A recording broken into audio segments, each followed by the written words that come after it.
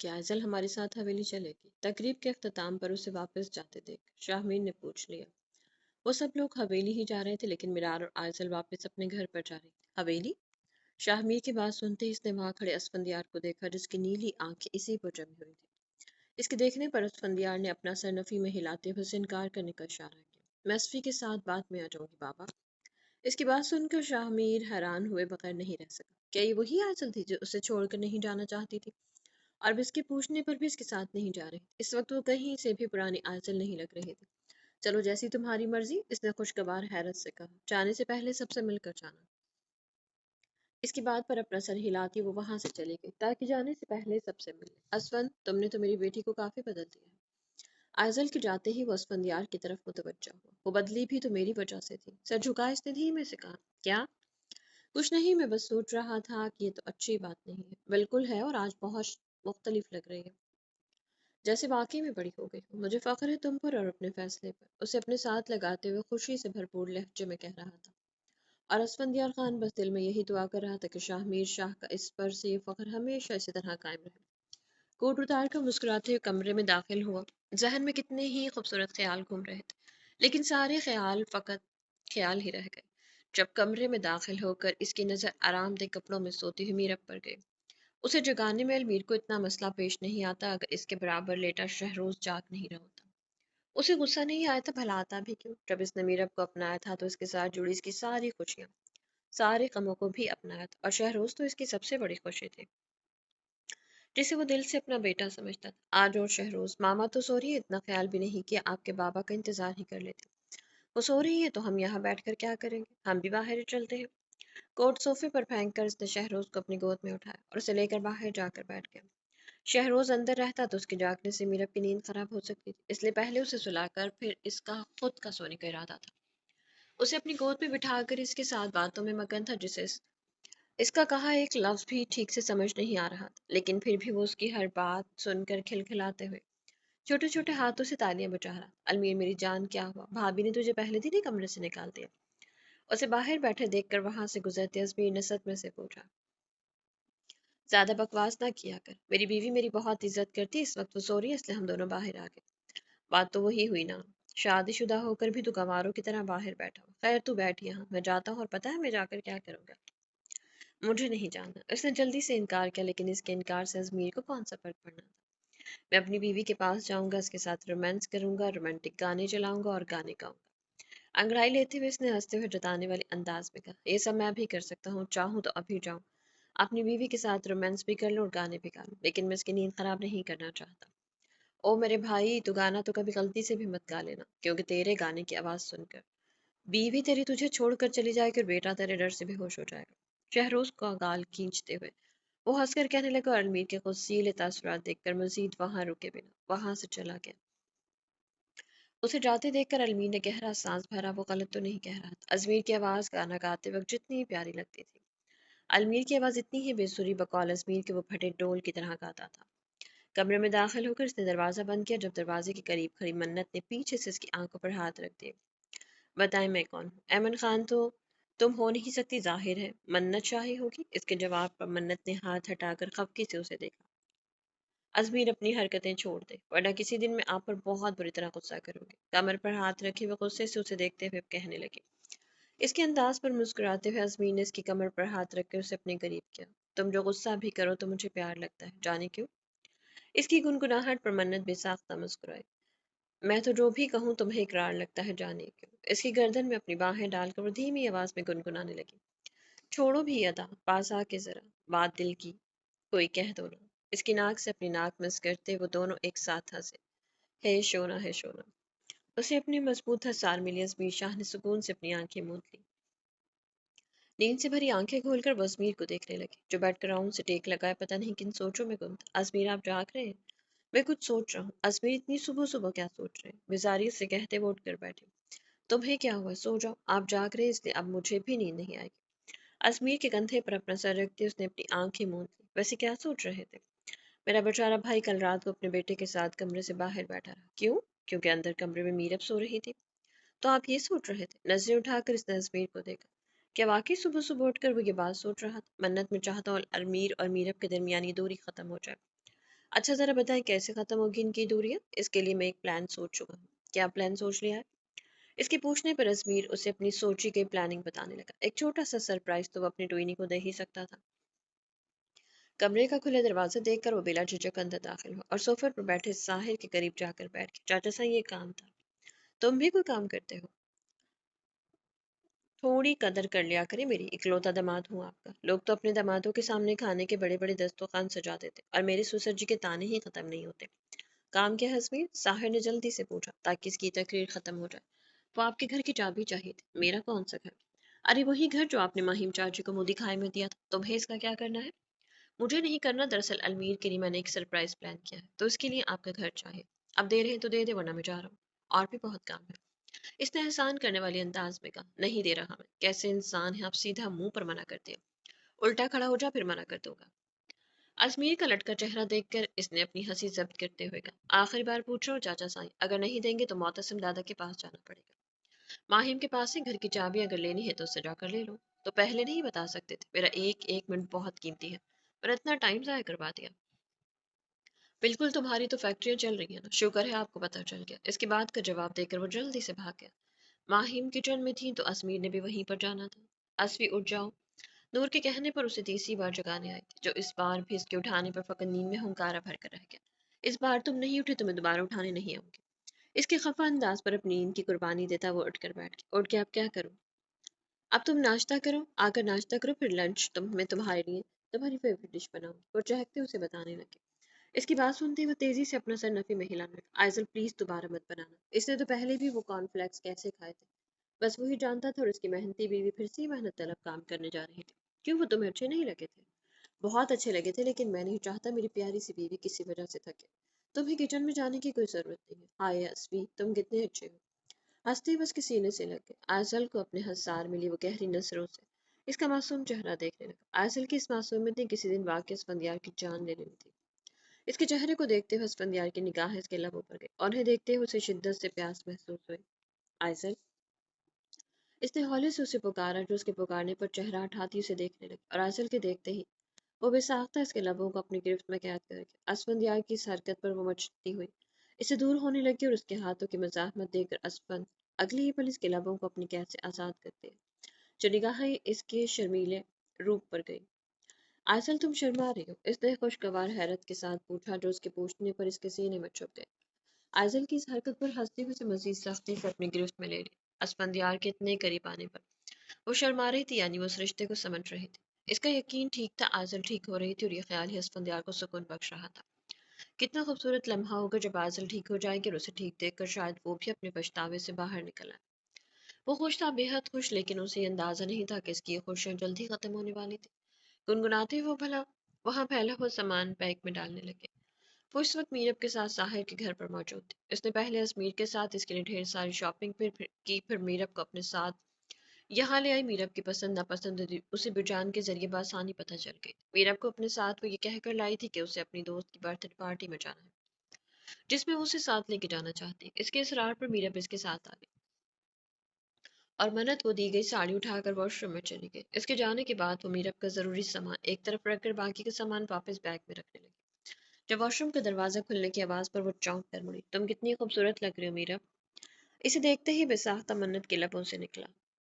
گہرے سرخ رنگ کی ساڑی میں اس کا قیامت خیز حسن کسی کو بھی اپنی طرف آرام سے متوجہ کر سکتا تھا۔ اسے دیکھ کر منت کا حال یہ ہو رہا تھا تو المیر کی کیفیت کیا ہوتی۔ منت، مجھے ساڑیاں نہیں پسند، اور کوئی سوٹ ہے تو وہ دے دو۔ کیوں، اتنی پیاری تو لگ رہی ہے۔ میں تو تمہیں یہ چینج نہیں کرنے دوں گی۔ پھر مجھے کوئی چادر وغیرہ ہی دے دے، ایسے باہر جاؤں گی تو مجھے عجیب لگے گا۔ شاید گاڑی میں ہو، میں دیکھ کر آتی ہوں، تم رکو یہیں۔ اسے وہاں بیٹھنے کا اشارہ کرتی وہ کمرے سے باہر چلے گی۔ کام ہو گیا؟ اس کی گاڑی میں بیٹھتے ہی ازمیر نے جلدی سے پوچھا، جو سیٹ بیلٹ باندھتی اپنا سر ہاں میں ہلا گئی۔ ویسے اس سب کی ضرورت کیا ہے ازمیر؟ میرا بھائی ایک دن اپنی بیگم کے ساتھ اچھا منا لے، اس میں برائی بھی کیا ہے؟ ویسے المیر لالا ہے کہاں؟ تھوڑی دیر میں آ جائے گا۔ آپ نے ان سے کیا کہا؟ میں نے اسے چاچا سائیں کے گھر بلایا ہے۔ تو انہوں نے پوچھا نہیں آپ نے کیوں بلایا ہے؟ تجسس کے ہاتھوں مجبور ہو کر وہ مزید سوال کرنے لگی۔ میں نے اسے بتایا نہیں، اور جب یہاں آ کر وہ اپنی بیگم کو دیکھے گا تو اسے کچھ پوچھنے کی ضرورت بھی نہیں پڑے گی۔ ایک نظر وہاں کھڑے گارڈز پر ڈال کر اس نے گاڑی سٹارٹ کر دی۔ ازمیر، گھر میں داخل ہوتی اس نے ازمیر کو پکارا۔ اس کا خیال یہی تھا کہ ازمیر اندر ہی ہوگا۔ अजमेर तो ना सही, लेकिन इसकी आवाज़ सुनकर मीरा भागकर वहां जरूर आई थी और उसे देखते ही अजमेर शाह को अपना सांस बिगड़ता महसूस होने लगा। ऐसा लग रहा था सामने खड़ी लड़की इसका इम्तिहान ले रही। तुम यहाँ क्या कर रहे हो? नरसिर झुकाकर इसने गहरा सांस भरा। मुझे मन्नत यहाँ लाई थी। इसकी बात सुनकर अलमीर को मजीद कुछ जानने की जरूरत नहीं पड़ी। अपने भाई की रग रग से वाकिफ था, यकीनन ये काम भी इसी का था। अच्छा चलो वापस चलते हैं। बिना इसकी तरफ देखे वो वापस बाहर की तरफ चला गया और उसे जाते देखकर मीरा भी इसके पीछे आ गई। क्या हुआ अलमीर? उसे दरवाजे के करीब खड़े देखकर वो फिक्रमंदी से पूछने लगी। वो दरवाजा क्यों नहीं खुल रहा था? मीरा, अब दरवाजा नहीं खुल रहा। आसिफ, इसने बाहर खड़े गार्ड को आवाज दी, जो उसकी आवाज सुनकर हड़बड़ा कर रह गया। चाचा जी, शाह साईं के बच्चे, दरवाजा खोल। माफ करें, मुझे अजमेर साहब ने मना किया है। उन्होंने कहा है सुबह से पहले दरवाजा नहीं खुलना चाहिए। इसकी बात सुनकर इसने दिल में अजमेर को चंद गालियों से नवाजा। तुम्हारा मालिक मैं हूँ, अजमेर नहीं, दरवाजा खोल। इस बार उसे बाहर से कोई जवाब नहीं मिला था। अब बाहर खड़ा आसिफ उसे क्या बताता कि अजमेर शाह उसे इस काम के पैसे देकर गया था। तुम्हारा फोन कहाँ है मीरा? बाहर से खामोशी पाकर वो मीरब की तरफ मुड़ा। मेरा फोन तो घर पर ही है, इसके पूछने पर वो मिनमिनाते हुए कहने लगी। जिस पर गहरी सांस लेता वो उसे वापस अंदर की तरफ ले गया। इसका तो खुद का फोन गाड़ी में रह गया था। होता भी तो शायद वो किसी को फोन न करता, क्योंकि अजमीर पर गुस्सा आ रहा था तो प्यार भी। इसकी प्यारी सी बीवी को अजमीर के बच्चे ने किस परेशानी में फंसा दिया था। लेकिन खुद वो बहुत पुरसुकून था, क्योंकि इसका आज का दिन मीरब के संग गुजरने वाला था। 20 मिनट से वो दोनों एक ही कमरे में बैठे हुए थे। बेड के एक साइड पर अलमीर और दूसरे साइड पर मीरब थी। वो बार बार नजरें घुमाती अलमीर को देख रही थी या शायद कुछ कहना चाह रही थी। इसके बरक्स अलमीर शाह अपनी आंखों पर बाजू रखे आराम से लेटा हुआ था, क्योंकि जब जब इसकी नजर मीरब पर पड़ रही थी तब तब दिल बेईमान हो रहा था। इन दो अफराद के बावजूद भी कमरे के माहौल में सन्नाटा छाया हुआ था। अलमीर, एक बात पूछूं? हाँ पूछो। इसी पोजीशन में लेटे लेटे जवाब दी। आपने मुझसे निकाह क्यों किया था? क्योंकि मुझे शादी के लिए एक अदद लड़की चाहिए थी। मेरा मतलब है, मैं तो शादीशुदा और एक बेटे की माँ थी। आपको तो कोई भी लड़की मिल जाती, फिर मुझसे ही निकाह क्यों किया? इस पर आंखों पर से बाजू हटाकर वो उसे देखने लगा, जो चेहरे पर बिखरी उलझन के साथ उसे ही देख रही थी। अपनी जगह से उठकर वो मीरब के करीब हुआ, और उसके करीब होते ही खुद में सिमट गई। तुम्हें क्या लगता है मीरब, मैंने तुमसे शादी क्यों की होगी? शायद आपको मुझसे हमदर्दी थी। खनी बल्कि इसके इतने करीब आने पर सजदा रेज़ हो चुकी थी। ये भी तो कह सकती थी कि शायद मुझे तुमसे मोहब्बत थी। नजर उठाकर उसने अलमीर को देखा, जो आंखों में जज्बात का पूरा जहान लिए गहरी नजरों से उसे देख रहा था। मैंने तुम्हें पहली बार इस्तांबुल में देखा था, एक बच्चे के साथ। अंदाजा नहीं था वो बच्चा तुम्हारा बेटा होगा। और जब तुम्हारे बारे में सब मालूम हुआ तो मैं समझ नहीं सका मुझे खुश होना चाहिए या अफसोस करना चाहिए था। मुझे तुम पहली ही नजर में बहुत अच्छी लगी थी और फिर तुमसे मोहब्बत होती चली गई। सन्नाटे भरे कमरे में अलमीर शाह की आवाज मीरब की धड़कनें मुंतशिर कर रही थी। अगर हमदर्दी होती तो तुम्हारी मदद करता, ना कि तुमसे निकाह करता। अगर ऐसी ही बात थी तो आपने मुझे बताया क्यों नहीं? आज बता रहा हूँ ना। मैंने अपने इज़हार भरे सारे अल्फाज संभाल कर रखे थे। जिस दिन तुम मेरे निकाह में आती, इस दिन तुमसे अपने दिल का हर हाल बयान करना चाहता था। मेरे लिए मेरे कुछ रिश्ते बहुत अजीज हैं, मेरे अब जिनमें तुम भी शामिल हो और हमारा बेटा भी। आज बता रहा हूँ ना, मैं अपने इज़हार भरे सारे अल्फाज संभाल कर रखे थे। जिस दिन तुम मेरे निकाह में आती, इस दिन तुमसे अपने दिल का हर हाल बयान करना चाहता था।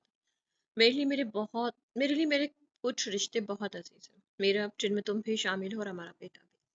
आलमीर की बात सुनते ही इसकी आंखें लबालब पानी से भर गईं। वो शख्स इसकी सोच से कहीं ज्यादा अच्छा था। वो पाशा के पास कई दिन रही थी, लेकिन सामने बैठे इस शख्स ने एक बार भी इससे मुताल्लिक कुछ नहीं पूछा था। वो जानता था कि पाशा उसे क्यों लेकर गया था, फिर भी इसने एक बार भी इस बारे में इस्तफसार नहीं किया कि वह वहाँ उसके साथ क्या हुआ था। वो ना सिर्फ उसे वापस लाया, बल्कि इज्जत से अपने निकाह में भी लिया था। ना सिर्फ उसे अपनाया था, बल्कि उसके बेटे को भी अपना नाम दिया था। शहरोज मेरा बेटा, और मैं वादा करता हूँ इसका ख्याल अपनी जान से बढ़कर रखूंगा। इसकी बेसाख इसकी बात सुनते ही वो बेसाख्ता इसके गले लगी। आंख से निकलते आंसू अलमीर शाहकुश कंधा भिगोने लगे। इसकी कमर थपथपाते वो नरमी से उसे सहला रहा था। आप बहुत अच्छे हैं अलमीर, अब मैं इतना अच्छा भी नहीं हूँ मीर, अब कि तुम मेरे इतने करीब रहोगे और मैं अपने कदम पीछे हटा लूँ। बेहतर है दूर हो जाओ, वरना तुम्हारे करीब आने से मैं खुद को रोक नहीं पाऊंगा। अलमीर की बात सुनकर भी वो पीछे नहीं हटी थी। क्यों हटती? जब वो महरम था, शौहर था, जिंदगी भर का साथी था, तो फिर मीरा भी से दूर क्यों रहते? इसके सीने से लगे हुए मीरा अपने हौले से इसकी गर्दन पर मौजूद तिल पर अपने लप रखे, इसका लम्स अपनी गर्दन पर पाकर अलमीशा अपनी जगह पर साकित रह गया। मीरा, इसने अपने साथ लगी मीरब को पुकारा, जो उसकी पुकार पर इससे दूर हटी, और इसके दूर हटते ही उसे बेड पर लिटाकर अलमीर बेखुद होता इसके चेहरे पर झुका। इसके चेहरे पर अपना प्यार भरा लम्स छोड़ते हुए इसने मीरब के नाजुक लबों को अपनी गिरफ्त में लिया और इसकी साड़ी का पल्लू उसके वजूद से हटा दिया। अलमीर की इस हरकत पर मीर अपने फौरन से इसके हाथों को थामा, जिस पर इसके दोनों हाथों को बेड से लगाकर वो अपनी शिद्दत इसके नाजुक वजूद पर लुटाता चला गया। जन्नत, वापस कब जाना है? आयरा की आवाज़ पर वो दोनों सोचों से बाहर निकली। जी, वापस कब जाना है? वापस क्यों जाना है? वक़ायब दिमागी से पूछने लगी। यूनिवर्सिटी नहीं जाना, सलार भी परसों वापस जा रहा है। और मैं चाहती हूँ वापस जाने से पहले तुम दोनों के दरमियान जो भी तलखियाँ हैं ख़त्म हो जाए। बात की तुमने सलार से? सलार का जिक्र आते ही फिर से इसकी बेरुखे जहन के गिर्द तवाफ करने लगी। कोशिश की थी लेकिन वो फैसला कर चुका है। और तुमने हार मान ली? तो फिर मैं क्या करूँ अम्मा साईं? उसने अपनी भीगी आंखें साफ करते हुए पूछा, जब नजर नीचे की तरफ आते सलार पड़ गई। इसे देखकर जन्नत ने अपनी भीगी पलकें झुकाई। जब चंद लम्हे बाद उसे अपने करीब इसकी खुशबू महसूस हुई। जन्नत, इसकी आवाज़ सुनकर वह खुशगन एहसास के साथ चेहरा उठाकर उसे देखने लगी। उसे देखने पर सलार ने अपने हाथ में मौजूद कागजात उसकी तरफ बढ़ाए। इसके हाथों से कागजात थाम कर वो देखने लगी और उन्हें देखते ही उसे उसने सदमाती कैफियत में सलार की तरफ देखा। ये क्या है सलार? मेरा नहीं ख्याल जन्नत कि मुझे आपको बताने की ज़रूरत है कि ये क्या है। खैर फिर भी बता देता हूँ, ये तलाकनामा है। लेकिन किस लिए? इसने रुकती सांसों के साथ पूछा। आप यही तो चाहती थी जन्नत, मैं बस आपकी ख्वाहिश पूरी कर रहा हूँ। तो मजाक कर रहे हो ना? नहीं जन्नत, जो हमारे दरमियान था वो सब खत्म। जन्नत के हाथ से पेपर लेकर वो साइन करने लगा, जबकि इस पूरे अमल में जन्नत बस खामोश नजरों से उसे देखती जबकि इस पूरे अमल में जन्नत बस खामोश नजरों से उसे देखती रही। उसे लगा सलार थोड़ी देर में कहका लगाना शुरू कर देगा, लेकिन वो संजीदा था, बेहद संजीदा। पेपर साइन करके इसने पेन साकित खड़ी जन्नत की तरफ बढ़ाया, जो कभी उसे तो कभी इसके हाथ में मौजूद इन कागज के टुकड़ों को देख रही थी। बंद होती आंखों के साथ इसने पेन थामने के लिए हाथ बढ़ाया, जिसे थामने से पहले ही जन्नत शाह का वजूद होश और हवास से बेगाना हो गया। ये सब क्या है सलार शाह? पेपर्स इसके सामने करते वो धाड़ा। तलाकनामा, इसने इत्मीनान से जवाब दिया। तुम्हारे नजदीक शादी कोई बच्चों का खेल है। आज कर लो, कल खत्म कर दो। तुम्हारी वजह से मेरी बेटी अंदर कमरे में बेहोश पड़ी है, और तुम यह इत्मीनान से खड़े मुझे बता रहे हो कि तलाकनामा है। कहाँ गई तुम्हारी वो मोहब्बत जिसके लिए कल तक तो मेरी बेटी से शादी के लिए मरे जा रहे थे? आलम, इसकी बात तो सुन ले। इसका गुस्सा देखकर आयरा ने नरमी से कहा, लेकिन वो आयरा की तरफ मुतवज्जो नहीं था। उसे इंतजार था तो सलार के जवाब का। वो मोहब्बत आज भी मेरे दिल में है और हमेशा रहेगी। जन्नत को खुद से दूर में मरकर भी नहीं कर सकता।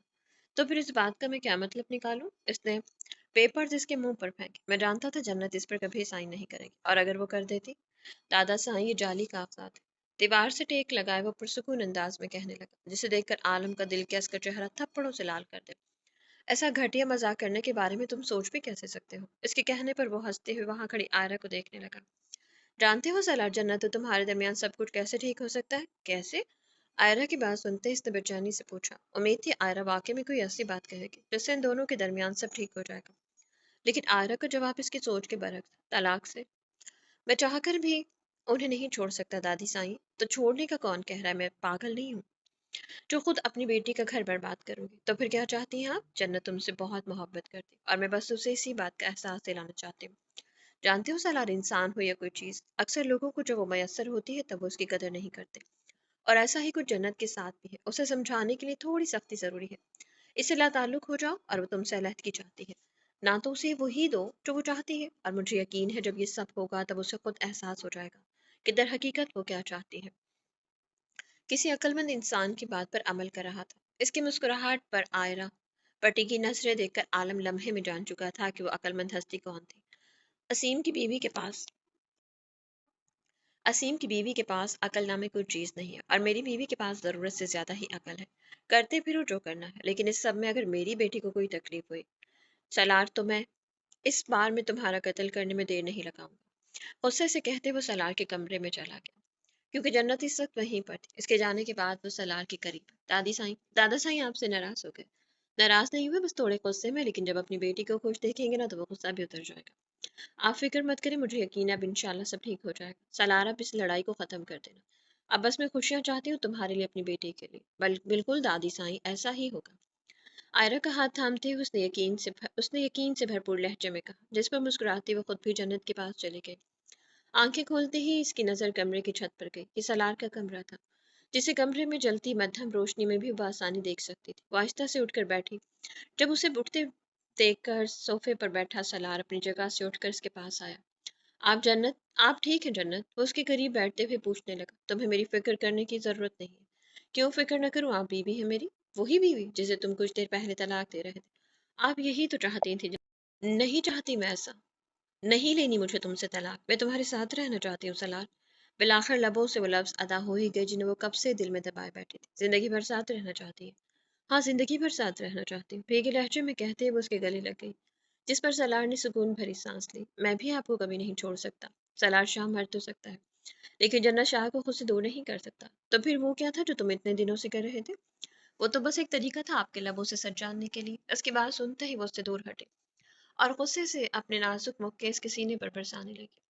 میری کوئی پرواہ نہیں ہے، تمہیں اندازہ بھی ہے مجھ پر کیا گزر رہی تھی؟ آپ صرف چند دنوں میں ہی تک گئے، میں تو آپ کی یہ بے رخی کتنے وقت سے سہ رہا تھا۔ شرمندگی سے نظریں جھکائے وہ واپس اس کے سینے سے لگا۔ I'm sorry سلار۔ یہ ناراضگی تلخیاں آپ ختم کرتے ہیں جنت، کہیں میں غلط تھا تو کہیں آپ، اس لیے پرانی باتیں بھول جاتے ہیں۔ اس کے آنسو صاف کرتے ہوئے اس نے جنت کے بھیگے گال پر اپنے لب رکھے۔ آپ جانتی ہیں جنت، میں آپ سے بے حد پیار کرتا ہوں۔ میں آپ کے لیے کس قدر جنونی ہوں مجھے خود بھی اندازہ نہیں۔ آپ کی طرف مجھے بے چین رکھتی ہے، لیکن اس بار میں بنا آپ کی اجازت کے آپ کے قریب نہیں آؤں گا۔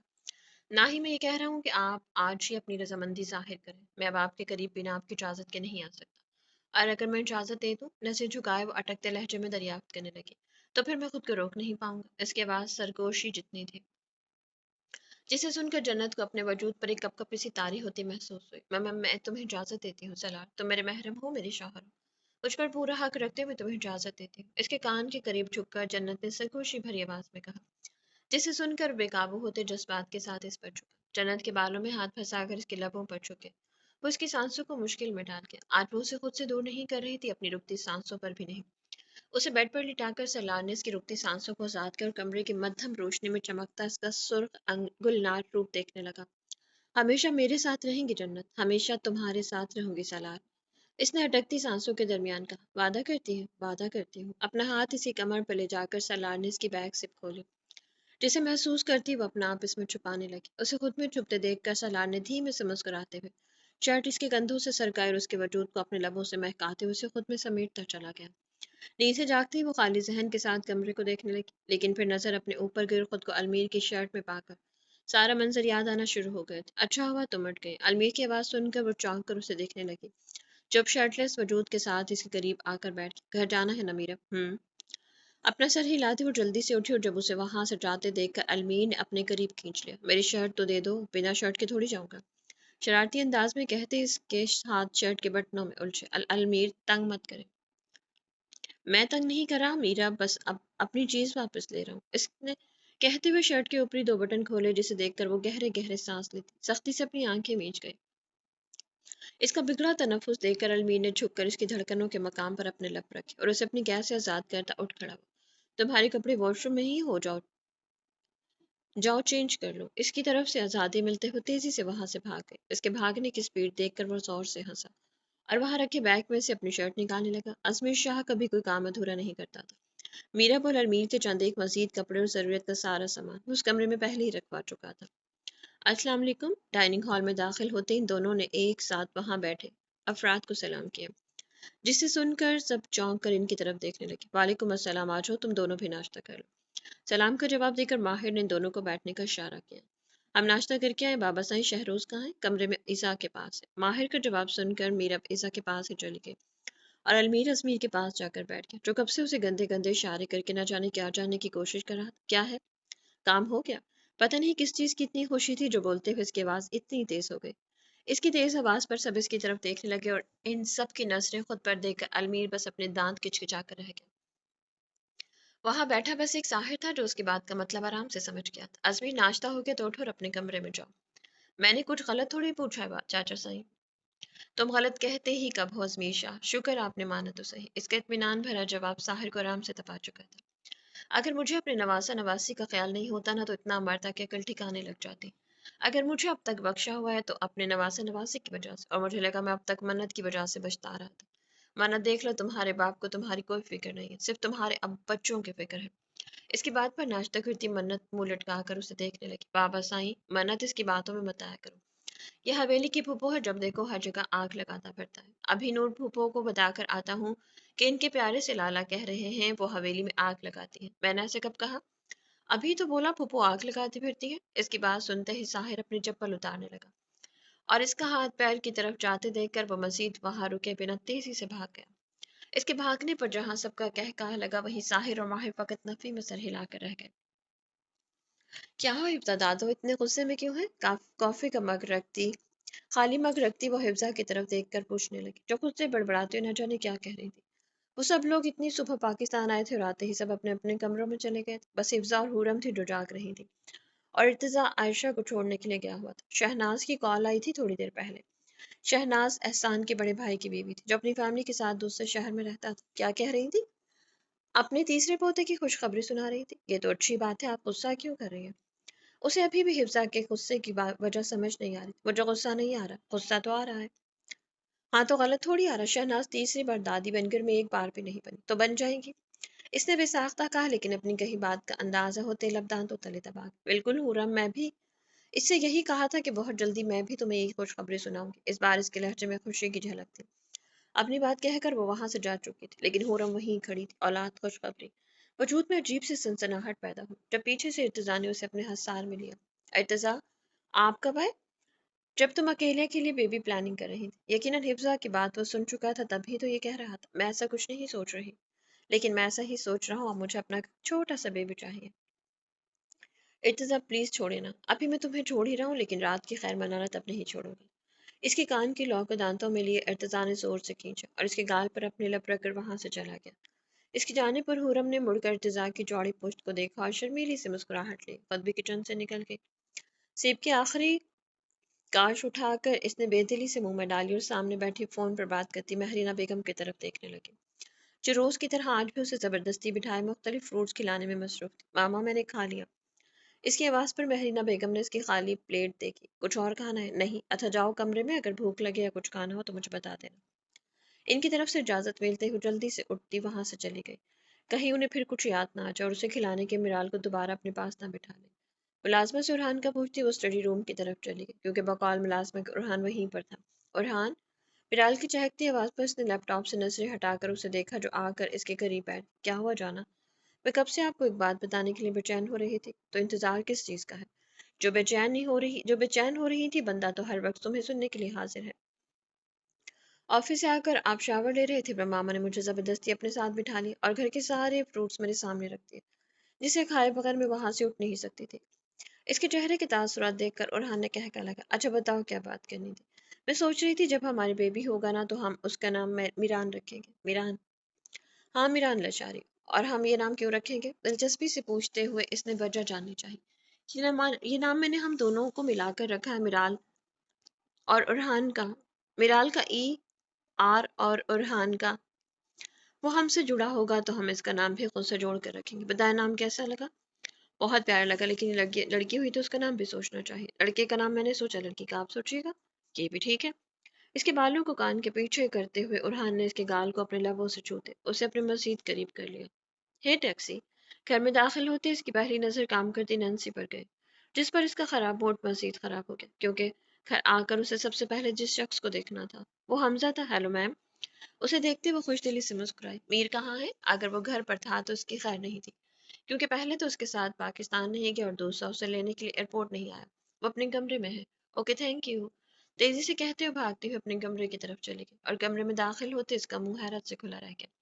خوشبودار کینڈلز اور اس کے پسندیدہ فلاور سے پورا کمرہ سجا ہوا تھا۔ وہ حیرت سے پورے کمرے کو دیکھ رہی تھی جب اپنے پیچھے آہٹ محسوس کر کے وہ چونکی۔ میر، آپ نے ہی سب کیا؟ نہیں کیا ہوتا تو میں بہت غصہ کرتی، لیکن یہ سب دیکھ کر میرا غصہ ٹھنڈا ہو گیا۔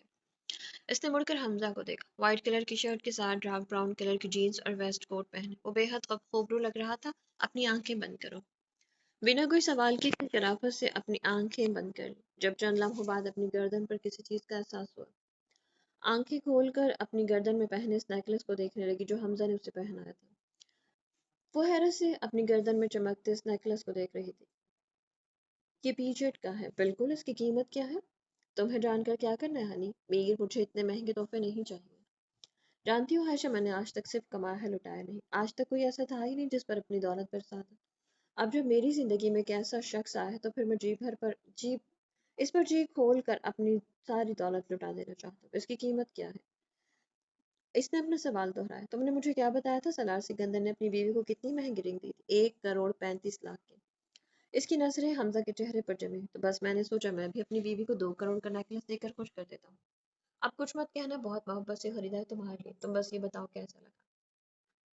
میر پہلے میں ناول کو ہی اپنی دنیا سمجھتی تھی، لیکن اب آپ کو اپنی دنیا سمجھتی ہوں. سالار سکندر مجھے آج بھی پسند ہے، لیکن اب میری پہلی ترجیح آپ ہے. مجھے اب کسی ناول کے ہیرو کی خواہش نہیں ہے، کیونکہ اللہ تعالیٰ نے میری زندگی میں اسے کہیں زیادہ اچھا ہم سفر دے دیا. بھیگے لہجے میں کہتے ہوئے اس نے اپنی ایڑیاں اٹھا کر حمزہ کے گال کو اپنے لبوں سے چھوا اور اس کی گردن میں اپنے بازو ڈال کر اس کے سینے سے لگ گئے. I love you so much Meer, love you too جانے میر.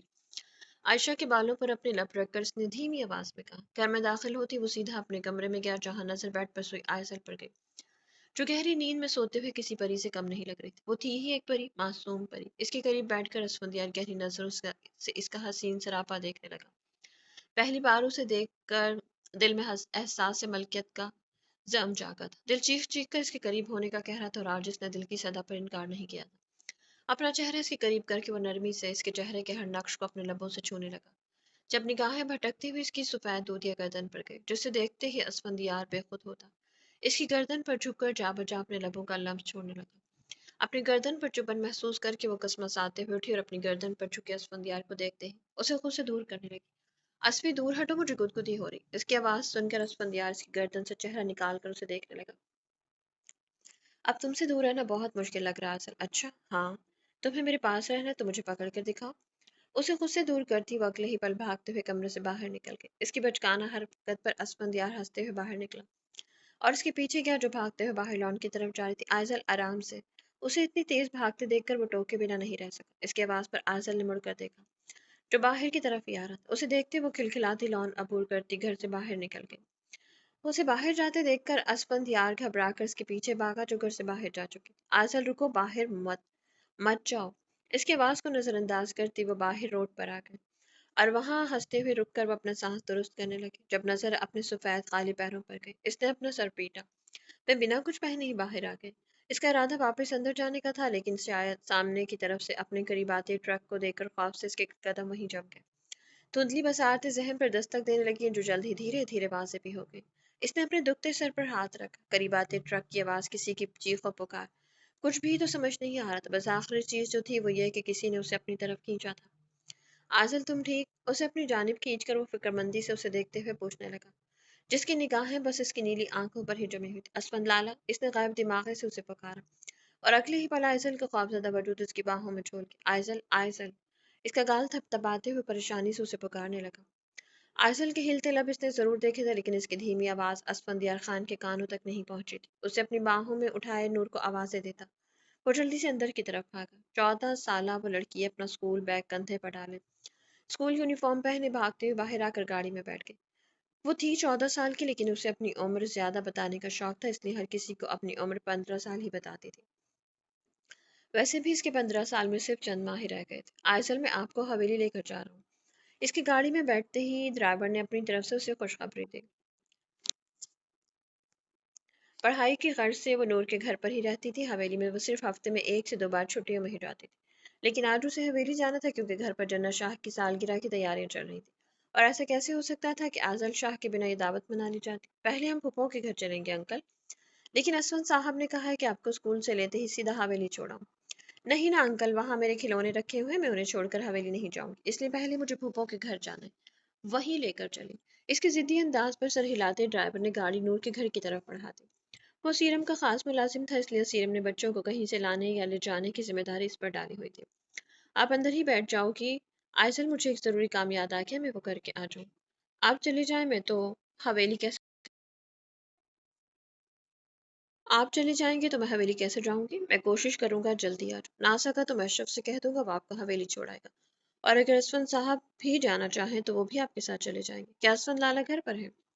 اس نے سوالی انداز میں پوچھا. جی وہ اندر ہی ہے. اس کی بات سن کر وہ گاڑی سے اتری، لیکن گیٹ کی طرف دیکھتے ہی اسے حیرت ہوئی. ہمہ وقت وہاں پر بڑی بڑی مونچھوں والا بقول آئزل کے ایک ڈراؤنا سے گارڈ بندوق پکڑے کھڑا رہتا تھا، لیکن آج ایسا نہیں تھا. وہ جگہ خالی تھی.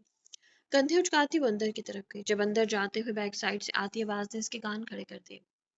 اگر اسفند گھر پر تھا تو ممکن تھا وہاں پر بھی وہی ہوتا. یہ خیال آتے ہی وہ چھوٹے چھوٹے قدم اٹھاتے بیک سائڈ کی طرف چلے گئے. ایک اچھا دوست بھی کسی نعمت سے کم نہیں ہوتا، لیکن اسفندیار خان اس نعمت سے محروم تھا. وہ ایک سیاست دان کا بیٹا تھا جس کی وجہ سے اپنے پورے کالج میں ایک مشہور شخصیت تھا۔ اپنے باپ کی وجہ سے اسے جو عزت ملتی تھی، اس سے وہ ہمیشہ خود کو باقی سب سے اوپر محسوس کرتا تھا۔ کالج کے کتنے ہی لڑکے اور لڑکیاں سے دوستی کرنے کے لیے ترستے تھے، لیکن یہ احساس بھی ہر کسی کو حاصل نہیں تھا۔ وہ اسیرم خان کی اکلوتی اولاد تھا جسے اس نے انتہائی لاڈوں میں پالا تھا۔ نور اکثر اسے ڈانٹ بھی دیتی، لیکن اسیرم نے آج تک اس کے ساتھ صرف نرمی سے ہی کام لیا تھا۔ اس کے لبوں سے نکلتی ہر خواہش پوری کرنا اسیرم اپنا فرض سمجھتا تھا، لیکن اس کی سعادت سے نور کبھی کبھی چڑ جاتی تھی۔ اپنے بیٹے سے اسے بہت محبت تھی، لیکن وہ ہرگز نہیں چاہتی تھی کہ اسیرم کے لاڈ پیار سے اسفندیار بگڑ جائے۔ یہ الگ بات تھی کہ اسیرم نے نور کی ان باتوں پر کبھی توجہ نہیں دی تھی۔ کالج میں اس کی دوستی اور اٹھنا بیٹھنا چند لڑکوں کے ہی درمیان تھا، اور ان کی صحبت دھیرے دھیرے اسفندیار کو بھی جیسا ہی بنا رہی تھی۔ ان کے درمیان رہ کر، ان کے ساتھ رہ کر وہ وقت سے پہلے بہت کچھ سمجھ اور جان چکا تھا۔ بڑھتی جوانی کا قصور تھا یا دوستوں کی صحبت کا، جو ان کی دیکھا دیکھی اسے بھی لڑکیوں میں دلچسپی ہونے لگ گئی تھی۔ اسیرم اور نور آج صبح کی فلائٹ سے آؤٹ آف کنٹری گئے ہوئے تھے، اور ان کا جانا اسفندیار کو اپنی خواہش پوری کرنے کا مطلب لگ رہا تھا۔ نازنین اس کی ایک ماہ پہلے بنی پہلی گرل فرینڈ تھی، جو عمر اور کلاس دونوں میں اس سے بڑی تھی، لیکن کیا فرق پڑتا تھا، ان دونوں کو ایک دوسرے کے ساتھ صرف وقت گزارا ہی کرنا تھا۔ تمہارے ماں باپ کہاں ہیں؟ وہ کمرے کا جائزہ لیتے ہوئے پوچھنے لگی۔ وہ آؤٹ آف کنٹری گئے ہوئے۔ وہی تو میں کہوں، ان کے ہوتے ہوئے تم مجھے اپنے گھر کیسے لے آئے؟ کیا اتنے بہادر ہو تم؟ اس نے کہکا لگاتے کہا اور دھڑام سے بیڈ پر گری۔ مجھے لگا تھا تم مجھے اپنا یہ بڑا سا گھر دکھاؤ گے۔ میں یہ رسک نہیں لے سکتا، پورے گھر میں جگہ جگہ کیمرے لگے ہوئے، تمہاری وجہ سے میں ملازموں کو چھٹی دے سکتا ہوں، لیکن کیمرے بند نہیں کر سکتا۔ تو کیا یہاں ہمیں کوئی نہیں دیکھے گا؟ نہیں، یہ گھر کا واحد حصہ ہے جہاں ایسی کوئی چیز نہیں۔ اس کے وجود کو گہری نظروں سے دیکھتے وہ بتانے لگا۔ اس کی نظریں محسوس کرتی، وہ آنکھیں بند کرتی، کہکا لگا کہ مجھے یہاں کیوں لائے ہیں؟ اس بند کمرے میں بند کرنے کے لیے؟ نہیں، تمہارے ساتھ اس کمرے میں بند ہونے کے لیے۔ اس کے اوپر جھکتے ہوئے بہہ کے لہجے میں کہنے لگا۔ تمہاری عمر کیا ہے اسفندیار؟ اس کی گردن میں باہیں ڈال کر وہ اس کے بال سہلاتے پوچھنے لگی، اور اس کا یہ انداز اسفندیار کو مزید بہکا رہا تھا۔ 19 سال؟ تم مجھ سے چھوٹے ہو، یہ تو اور بھی اچھی بات ہے، پھر تم مجھے سب سکھا دو گی۔ اپنا چہرہ اس کے قریب کرتے ہوئے اسفندیار نے اپنے خشک لبوں پر زبان پھیری، جسے دیکھتے ہوئے نازنین نے اس کا چہرہ اپنے قریب کیا اور اس کے لبوں کو اپنے لبوں سے جوڑ دیا۔ کمرے سے آتی باتوں کی آواز پر وہ حیرت زدہ ہوتی اسی طرف چلی گئی۔ ادھ کھلا دروازہ اس نے اگلے ہی پل پورا کھول دیا، لیکن اندر کا منظر دیکھتے وہ اپنا سانس روک گئی۔ کندھے پر لڑکا بیگ اس کی ڈھیلی گرفت پاتے ہی زمین بوس ہوا۔ کسی چیز کے گرنے کی آواز پر اسفندیار نازنین سے دور ہوتا دروازے کی طرف دیکھنے لگا، اور وہاں کھڑی آئزل کو دیکھتے ہی اٹھ کر جلدی سے اس کے پاس آیا۔ وہ سانس روکے اسے اپنے قریب آتا دیکھ رہی تھی۔ کیا دیکھا تم نے؟ اس کا بازو اپنی سخت گرفت میں لی وہ تیز لہجے میں پوچھنے لگا۔ میں نے کچھ نہیں دیکھا۔ میں نے پوچھا کیا دیکھا تم نے؟ میں کسی کو نہیں بتاؤں گی اسفند لالا۔ اس کی گھبرائی ہوئی آواز پر اسفندیار نے مڑ کر بیڈ پر بیٹھی نازنین کو دیکھا۔ تم جاؤ یہاں سے کیا؟ میں نے کہا جاؤ یہاں سے۔ اس کی تیز آواز پر ایک غصے بھری نگاہ کپکپاتی آزل پر ڈال کر وہ اپنا پرس اٹھاتی وہاں سے چلی گئی۔ آپ گندا کام کر رہے تھے اسفند لالا۔ اس کی بات سنتے اسفندیار کی پیشانی پر لاتعداد بل نمودار۔ کیا گندا کام کیا ہے میں نے؟ بڑی ماما کہتی ہیں گندے کام ہوتے۔ ماہم کی کہی بات اس نے جلدی سے اسے بتائی۔ وہ ایک ہی چیز شوق سے دیکھتی تھی، کارٹون، اور ایک بار وہی دیکھتے ہوئے اس نے کسنگ سین دیکھا تھا، جسے وہاں بیٹھی ماہم نے جلدی سے کٹ کر دیا۔ اس کے سین کاٹنے پر آئزل کا یہی سوال تھا کہ اس نے ایسا کیوں کیا، اور اس کے پوچھنے پر ماہم نے پیار سے اسے سمجھا دیا کہ یہ گندا کام ہوتا ہے اور گندے لوگ کرتے ہیں، اور آج اسفندیار پہ وہی گندا کام کر رہا تھا۔ اچھا، تم یہ کہنا چاہ رہی ہو کہ میں گندا ہوں، گندے گندے کام کرتا ہوں؟ یقیناً گھر جا کر سب بتاؤ گی بھی کہ میں گندا کام کر رہا تھا۔ اس کی بات کا آئزل نے کوئی جواب نہیں دیا تھا۔ اس کی سرخ ہوتی نیلی آنکھوں سے خوف ہی ایسا لگ رہا تھا کہ کچھ کہا ہی نہیں جا رہا تھا۔ تمہاری عقل تو میں ٹھکانے لگاتا ہوں۔ اسے کھینچتے ہوئے کمرے میں لایا اور کمرے میں بنے اسٹور روم کا دروازہ کھول کر آئزل کو اس میں پھینک دی۔ اسفند لالا! اندھیرا پا کر وہ خوفزدہ انداز میں چیختے ہی اٹھی، لیکن اس کے باہر آنے سے پہلے ہی اسفندیار دروازہ بند کر چکا تھا۔ دروازہ بند ہونے کی وجہ سے آئزل کی چیخو پکار کی آواز بس اتنی آ رہی تھی کہ کمرے میں بیٹھا شخص بھی اسے ٹھیک سے نہ سن پاتا۔ اسے وہاں پر بند کر کے وہ غصے سے کھولتا کمرے سے باہر چلا گیا۔ شاید ٹھنڈی فضائیں بھپکے ہوئے دماغ کو سکون پہنچا دے۔ تو میرے پیارے سے ریڈرز، امید کرتی ہوں کہ کہانی آپ کو اچھی لگی ہوگی۔ کہانی اگر آپ کو اچھی لگی تو کمنٹ سیکشن میں اپنی قیمتی رائے کا اظہار ضرور کیجیے گا، اور اگر آپ چینل پر نیو ہے تو چینل کو سبسکرائب کیجیے گا۔ اپنا بہت سا خیال رکھیے گا۔ تو ملتے ہیں کل نیکسٹ ایپیسوڈ کے ساتھ، تب تک کے لیے اجازت دیجیے۔ اللہ حافظ۔